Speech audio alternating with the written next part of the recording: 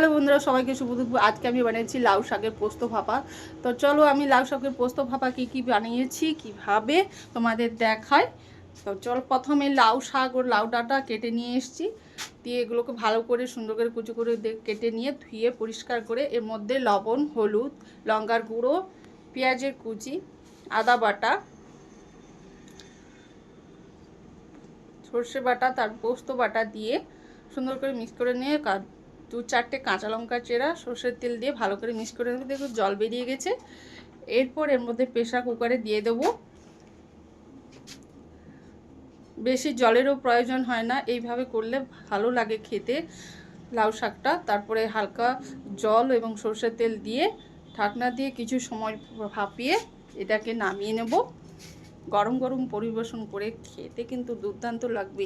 বন্ধুরা, ব্লগটি যদি ভালো লেগে থাকে প্লিজ একটা লাইক, শেয়ার, কমেন্ট করে পাশে থাকবেন।